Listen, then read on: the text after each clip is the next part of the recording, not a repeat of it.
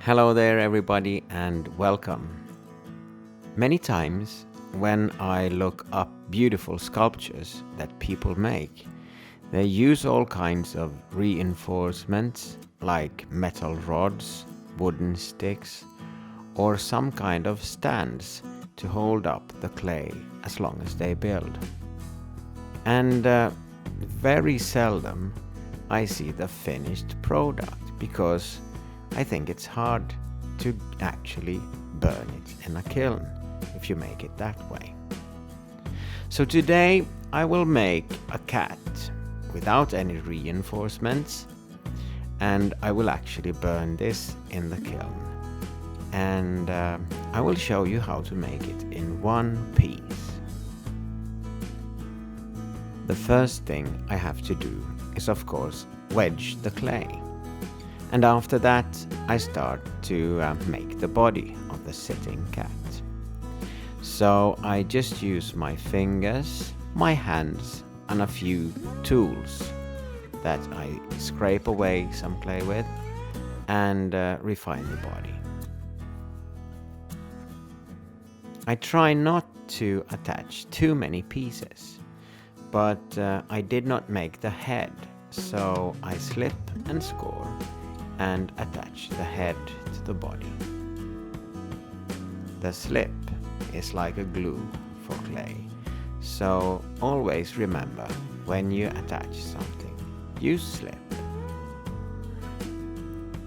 I use my fingers to smoothen it all out.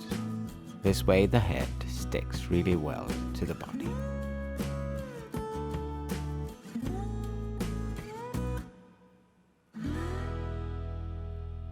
I leave all the smaller details for now, because I will soon cut this cat into two different pieces and scoop away clay from inside. I of course need to attach two ears to the cat too, so that's the next thing I'll do. And I of course put some slip on the ears. My cat is not that big, but you could actually make even bigger sculptures this way. If you have a really big one, the weight of the clay might be a problem, especially if you have a really wet clay. But in that case, you can just leave it to dry for a while, or even use a hair blower and dry up the surface that way. You might need to build it in many different stages. The cat is a perfect size, so I can do this really fast. This took me about 1.5 hours to make. I now plan where the eyes and the nose and the mouth should be, and then I use a wooden tool to make it.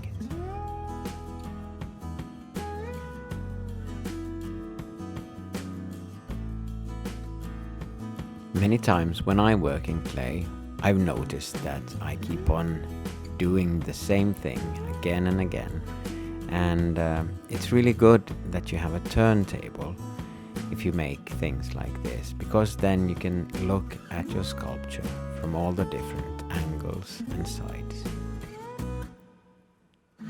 As you can see, I scrape away a little bit here and there, and I might also add a little bit of clay where it's needed.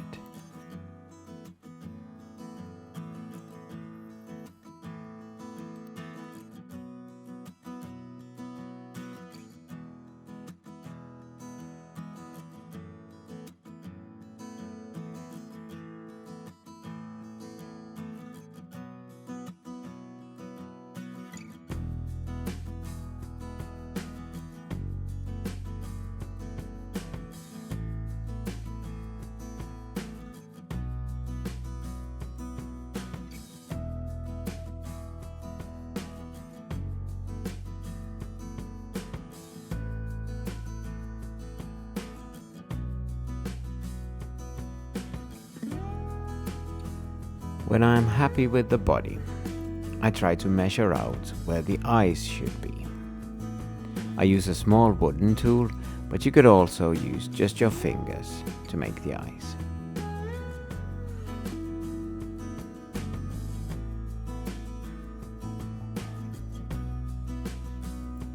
And a little bit of water. Never use too much water. Just a little bit on your fingertips. That's enough.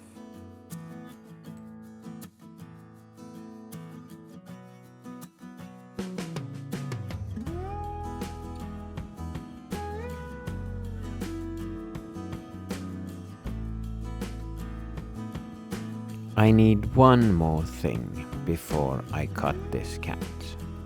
And that's, of course, the tail.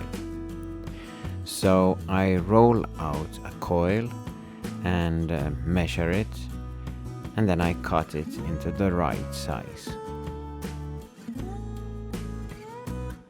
Once again, you need some slip, and then just push it where you want it, and that's about it. I also need to put a little bit more slip on the tail, because I want it to actually sit on the front legs, and it's always good to fasten it that way.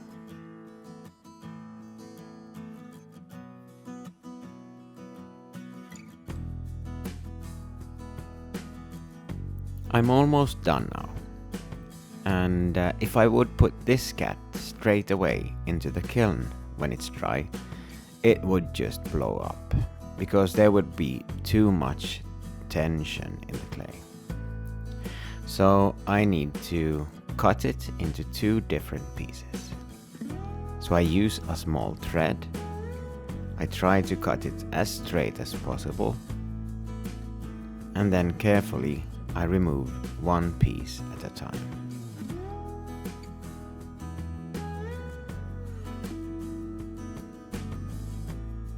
After that, it's just time for me to start digging out clay from the inside.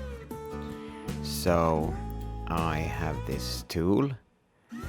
It's actually something I bought in a flea market, and I think it's some kind of a medical tool, but I don't really know what. But it's perfect for clay.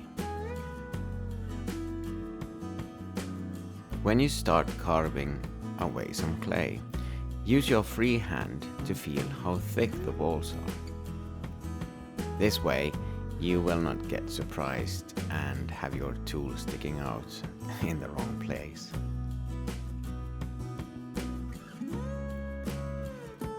It's important that you make it hollow all the way up to the head.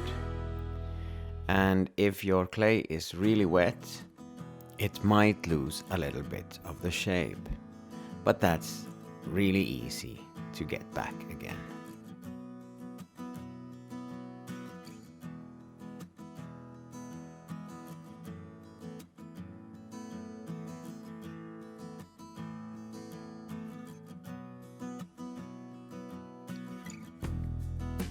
I measure with the first part to see that it looks alright, and then it's the next one's turn.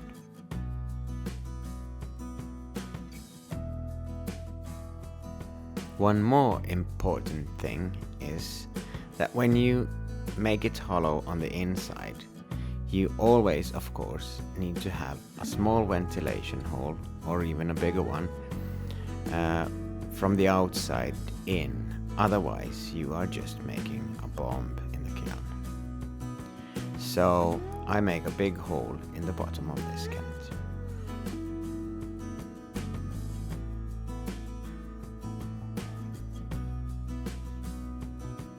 So now both of my pieces are done. The next thing I have to do is put, of course, some slip in between, and then try to puzzle them together.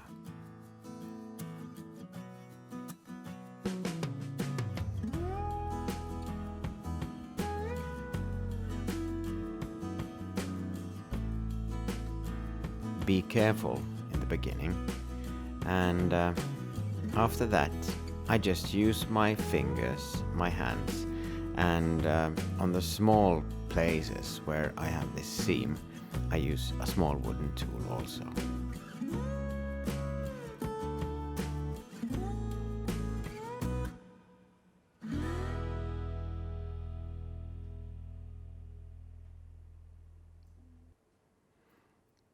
You need to push a little bit, not too hard, but still hard enough that the pieces actually stick together.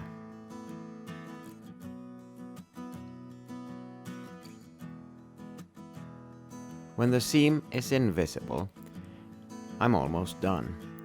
And the thing I now have to do is leave this to dry, bisque fire it, and glaze it, and put it for the last time in the kiln. This is what it looks like when it's done. And I must say, I like the colors. I hope you get some ideas, and if you like my videos, please remember to subscribe to my channel. Thanks for watching, and I really hope to see you again. Bye bye.